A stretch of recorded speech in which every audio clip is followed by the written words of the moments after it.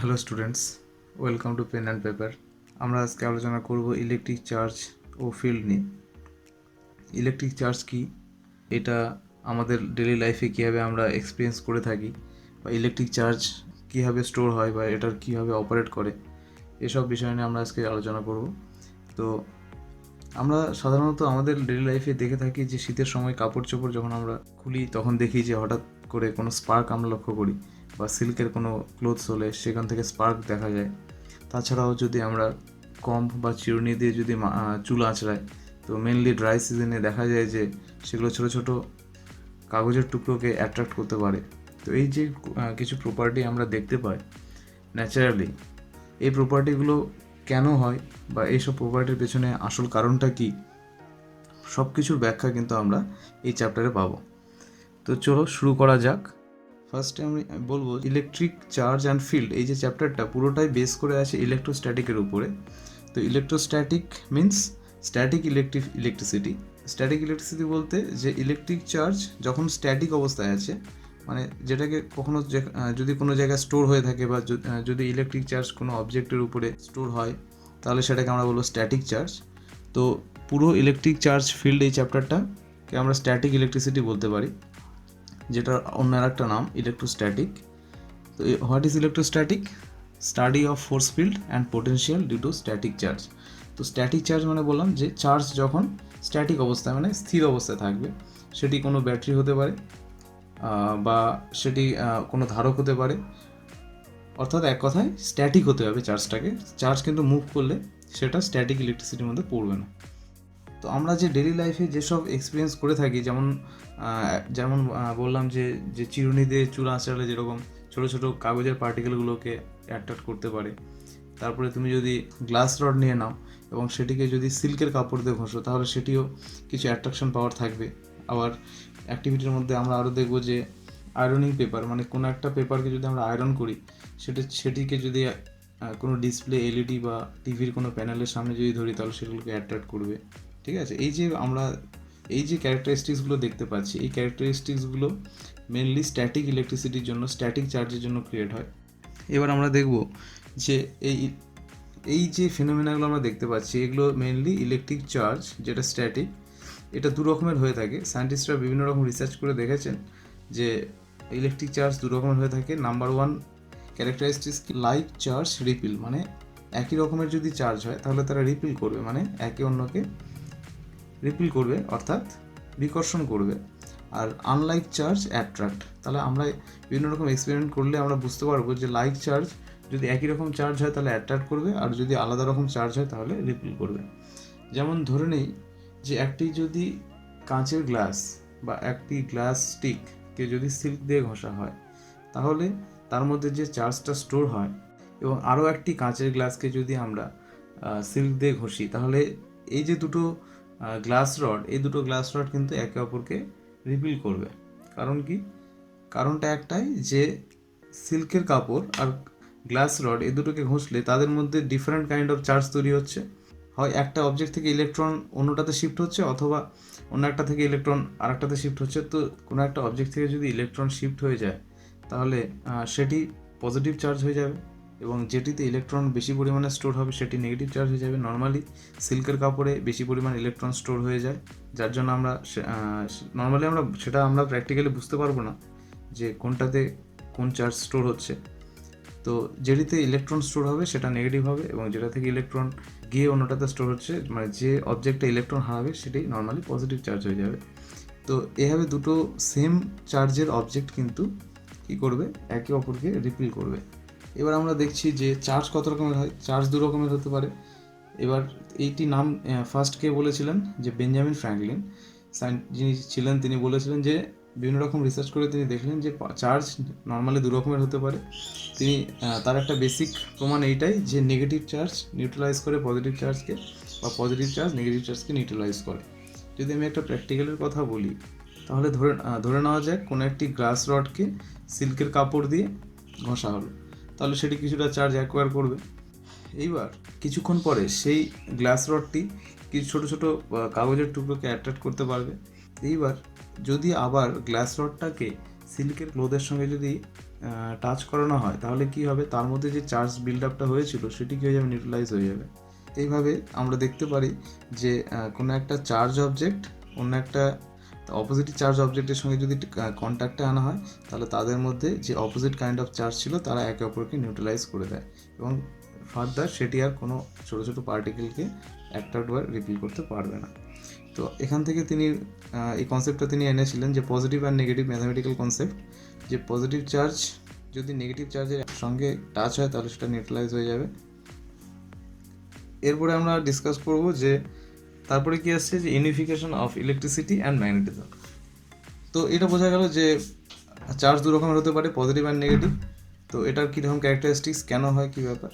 এবার নেক্সট চলে যাচ্ছি যে unification of electricity and magnetism. Unification বলতে কি, যখন ইলেকট্রোম্যাগনেটিজম আবিষ্কার হয়নি সেই সময়ে ধরা হতো যে ইলেকট্রিসিটি আর ম্যাগনেটিজম এ দুটো ডিফারেন্ট কাইন্ড অফ সাবজেক্ট।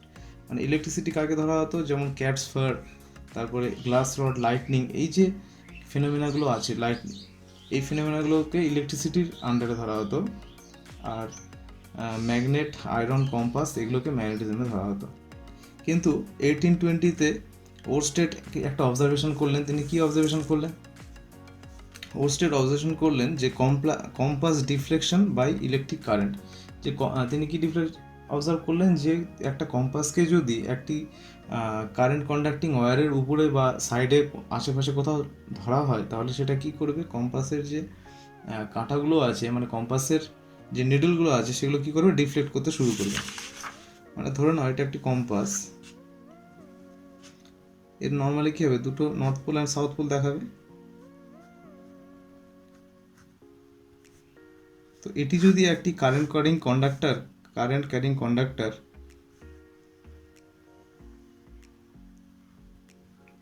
কন্ডাক্টরের উপরে ধরা হয় তাহলে কি দেখা যাবে, এই নর্থ পোল ডিফ্লেক্ট করছে, সাউথ পোলও ডিফ্লেক্ট করছে। এই যে ডিফ্লেকশন, তিনি ডিফ্লেকশনটা ফার্স্ট অবজার্ভ করলেন এবং তিনি তখন বুঝলেন যে ম্যাগনেটিক ফিল্ড কারেন্ট কন্ডাকশনের জন্য বাধা পাচ্ছে, যার জন্য আমরা এর যে পোলগুলো এগুলো কিন্তু ডিফ্লেক্ট করছে।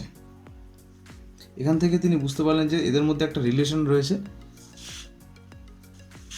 যার জন্য এই দুটো কিন্তু একে অন্যকে কি করছে, কমিউনিকেট করছে। তো ওরস্টেডের এই প্র্যাকটিক্যাল থেকে তিনি বুঝতে পারলেন যে কন্ডাক্টর মুভিং চার্জ কি করে, একটা ম্যাগনেটিক ফিল্ড ক্রিয়েট করে, যেটি এই ম্যাগনেট পোল দুটোকে কি করছে, রিপিল করছে। তো তার এই অবজারভেশন, অ্যাম্পিয়ার এবং ফ্যারাডে তার এই অবজারভেশনকে আরও সাপোর্ট করলেন। তারপরে কি থিওরি আসলো, electric charge in motion produces magnetic field. তো অ্যাম্পিয়ার অ্যান্ড ফ্যারাডে তাদের বিভিন্ন রকম পরীক্ষা থেকে তিনি এই ওরস্টেডের থিওরিটাকে সাপোর্ট করলেন এবং তারপরে যে থিওরি বেরিয়ে আসলো সেটাকে বলা হচ্ছে electric charge in motion produces magnetic field. Observation থেকে আমরা এটাই বুঝতে পারি। এবং number 2, moving magnet produce electricity. Number 2 কী বলছে, যে মুভিং ম্যাগনেট কী করে, ইলেকট্রিসিটি প্রডিউস করে। আমরা এই দুটো আলাদা দুটো এক্সাম্পলের মাধ্যমে বুঝবো। তো এই যে দুটোর মধ্যে যে রিলেশন, যেটা ফার্স্টে দুটো আলাদা ফিল্ড হিসাবে বিবেচনা করা হতো, এই যে দুটো আলাদা ফিল্ড এবার কি হচ্ছে, একটা থিওরির মধ্যে চলে আসলো। কখন, unification achieved by Maxwell and Lorentz. ঠিক আছে, ম্যাক্সওয়েলের থিওরি আর লরেন্সের থিওরিতে এই দুটো কিন্তু একই থিওরি হিসাবে বিবেচিত হলো। তো আমরা এই দুটোকে একই থিওরিতে পাচ্ছি কখন, সেটাকে আমরা কি বলছি, ইলেকট্রোম্যাগনেটিজম। তখন সেটাকে বলা হচ্ছে ইলেকট্রোম্যাগনেটিজম। তো ইলেকট্রোম্যাগনেটিজম আন্ডারে আমরা কি পড়ছি, ইলেকট্রোম্যাগনেটিক ফোর্স। তারপরে ইলেকট্রোম্যাগনেটিজম থেকে যে ফোর্সটা পাচ্ছি আমরা সেটাকে আমরা বলছি ইলেকট্রোম্যাগনেটিক ফোর্স, যেটা one of the fundamental force in nature, যেটা নেচারের একটা ফান্ডামেন্টাল ফোর্সের মধ্যে পড়ছে। আবার ইলেকট্রোম্যাগনেটিজম থেকে আমরা কি পাচ্ছি, যে foundation of modern technological civilisation.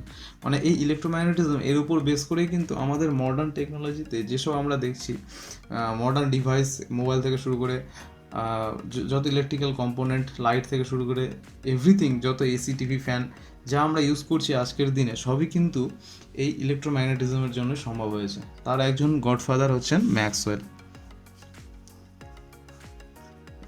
ম্যাক্সওয়েলের থিওরি কিন্তু বিশেষভাবে উল্লেখযোগ্য। এরপরে আমরা দেখব যে আমরা যে চার্জের কথা বললাম, যে কোনো চার্জ সেটি কীরকম চার্জ সেটা তো আমরা বলতে পারছি না যে সেটি পজিটিভ চার্জ না নেগেটিভ চার্জ, কিন্তু কোনো একটা অবজেক্টে যদি চার্জ, সেটি চার্জ পার্টিকেল হয় বা সেটি চার্জ অবজেক্ট হয়, তাহলে তার মধ্যে চার্জ আছে কি না সেটা আমরা একটা প্র্যাকটিক্যাল বা সেটা একটা পরীক্ষার মাধ্যমে আমরা দেখতে পারি। সেটি হচ্ছে অ্যাপারেটাস, কি অ্যাপারেটাস, গোল্ড লিফ ইলেকট্রোস্কোপ, সেটাকে আমরা বলছি গোল্ড লিফ ইলেকট্রোস্কোপ। সেটি দেখতে অনেকটা এইরকম। এটার কনস্ট্রাকশনটা আমি বলছি যে এটির একটি গ্লাস ভ্যাসেল থাকে, সেটিকে কর্ক দিয়ে আটকানো থাকে এবং সেটিকে ভ্যাকুয়ামের মাধ্যমে এটির ভেতরের যত এয়ার পার্টিকেল বা এয়ার মলিকুলগুলোকে বের করে নেওয়া হয়। এরপরে কি করা হয়, এর মাথায় দুটো গোল্ড লিফ থাকে, যে দুটো একে অপরের সঙ্গে কানেক্টেড এবং একটা কন্ডাক্টরের মাধ্যমে কিন্তু বাইরে বের করা আছে। তো আমরা যে অবজেক্ট বা যে পার্টিকেল বা যারই চার্জ মেজার করতে চাইবো সেটি চার্জ পার্টিকেল কি চার্জ পার্টিকেল নয়, তাহলে আমরা কী করবো, সেটিকে এই কন্ডাক্টরের সঙ্গে টাচ করালেই তার চার্জটা কী হবে, পুরোপুরি এই কন্ডাক্টরের মাধ্যমে গিয়ে এই দুটো লিফের মধ্যে ডিস্ট্রিবিউট করে যাবে। যদি আমি পজিটিভ চার্জ দিই তাহলে পুরো পজিটিভ চার্জগুলো কী হবে, এই কন্ডাক্টরের মাধ্যমে এসে এর মধ্যে সেপারেটভাবে ডিস্ট্রিবিউট হয়ে যাবে। তো যখনই এরা ডিস্ট্রিবিউট করে যাবে, আমরা কি জানি, like charge repel and opposite charge attract. তো নর্মালি লিফ দুটো কিন্তু একসঙ্গে অ্যাটাচ হয়ে ছিল নর্মালি প্র্যাকটিক্যালের শুরুতে। যখনই আমরা একটা চার্জ এর মধ্যে ফ্লো করায় দেবো, সঙ্গে সঙ্গে কী হবে, এই দুটো লিফ কিন্তু যেহেতু লাইক চার্জ রিপিল করে, এই দুটো কিন্তু সেপারেট হয়ে যাবে, এই দুটো কিন্তু একে অন্য থেকে সেপারেট হয়ে যাবে। তো এটিকেই অবজার্ভ করা হয় একটা ইলেকট্রোস্কোপ। এটা একটা মাইক্রোস্কোপ লাগানো থাকে এই যে লিফ দুটোকে দেখার জন্য যে সেটি কতটা রিফ্লেক্ট করছে, এর মাধ্যমে আমরা বুঝতে পারি। এরপরে আমরা আসবো কন্ডাক্টর অ্যান্ড ইনসুলেটর। তাহলে আমরা এরপরে আমাদের জানতে হবে যে কন্ডাক্টর আমরা কাকে বলবো আর ইনসুলেটর আমরা কাকে বলবো, কোন কোন ম্যাটেরিয়াল কন্ডাক্টর হিসেবে কাজ করে এবং কোন কোন ম্যাটেরিয়াল ইনসুলেটর হিসেবে কাজ করে। তো নর্মালি কন্ডাক্টর কথার অর্থই হচ্ছে যারা কন্ডাক্ট করে। এবার কথা হচ্ছে কন্ডাক্ট করলেও কি কন্ডাক্ট করে। এবার নর্মালি আমরা জানি যে কন্ডাক্টররা ইলেকট্রিসিটি অ্যান্ড হিট কন্ডাক্ট করে। তাহলে আমরা কি বলতে পারি যে allow heat and electricity to pass. তার মানে কি, কন্ডাক্টর সবসময় হিট আর ইলেকট্রিসিটিকে পাস করতে দেয়, মানে সেটি ইলেকট্রন ফ্লো করাতে পারে। আর ইনসুলেটরের ক্ষেত্রে কি, ইনসুলেটর মানে হুইচ আইসোলেট, মানে যেটি কোনো ইলেকট্রনকে কন্ডাক্ট করতে দেয় না, বা হিট ইলেকট্রিসিটি কোনোটাকেই কন্ডাক্ট করতে দেয় না, does not allow electricity or heat. এইবার আমরা দুটোর মধ্যে একটা ভালো ডিফারেন্স আছে এখানে, যেটি এই চ্যাপ্টারে আমরা ডিসকাস করব। সেটা হচ্ছে, যদি ইনসুলেটর আর কন্ডাক্টরের মধ্যে ডিফারেন্স আমরা বুঝলাম যে কন্ডাক্টর ইলেকট্রন বা ইলেকট্রিসিটি কন্ডাক্ট করতে পারে বা চার্জ কন্ডাক্ট করতে পারে, কিন্তু ইনসুলেটর সেটা পারে না। এবার যদি কোনো একটা ইনসুলেটর, ধরে নাও গ্লাস রড, সেটাকে যদি আমরা সিল্কের কাপড় দিয়ে বা সিল্ক থ্রেড দিয়ে যদি সেটাকে আমরা রাবিং করি, তাহলে কি হবে, ধরে নাও এটা একটা গ্লাস রড,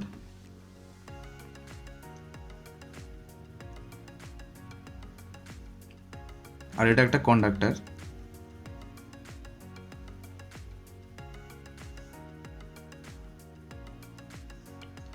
এটাকে কন্ডাক্টর ধরলাম আয়রন, এটাকে ধরলাম গ্লাস।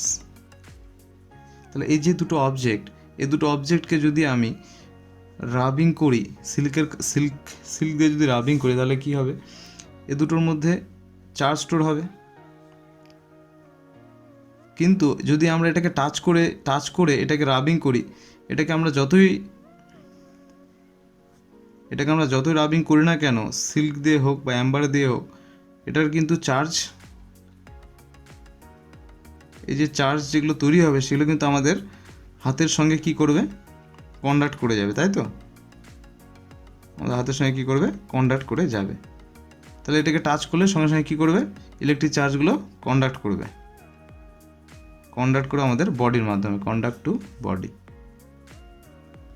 কিন্তু এটার ক্ষেত্রে সেটা কিন্তু হবে না, তাই তো, এটার ক্ষেত্রে কন্ডাক্ট করবে না। তাহলে এর মধ্যে যে চার্জগুলো তৈরি হচ্ছে, এই চার্জগুলো কী হবে, এর উপরে থেকে যাবে, তাই তো। এই সারফেসটাকে যদি আমরা রাবিং করি, তাহলে এখানে চার্জটা এর উপরে থাকবে, এটা কন্ডাক্ট করবে না। যার ফলে এটা কী করবে, ছোট ছোট কাগজের টুকরোকে কী করতে পারবে, অ্যাট্রাক্ট করতে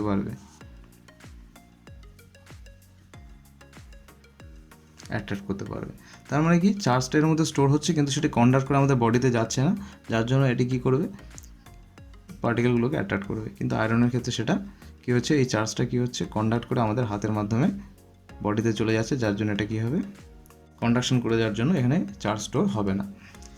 তো does not get electrified on rubbing, আর ইনসুলেটার কী করে, becomes electrified on rubbing, comb glass etcetera. Number C, uniform distribution of charges. আর একটা ক্যারেক্টারিস্টিক্স কী আছে, যে কোনো একটা কন্ডাক্টরে যদি আমি কিছুটা চার্জ দিয়ে দিই, সেটি কী করবে, ইউনিফর্মলি ডিস্ট্রিবিউট করে যাবে, মানে এটি গোটা সারফেসের উপরে, এর পুরো সারফেসটার উপরে কী করবে, ডিস্ট্রিবিউট করে যাবে, ছড়িয়ে যাবে।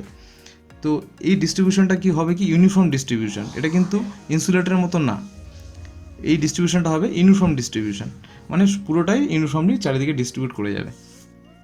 আর কি আছে,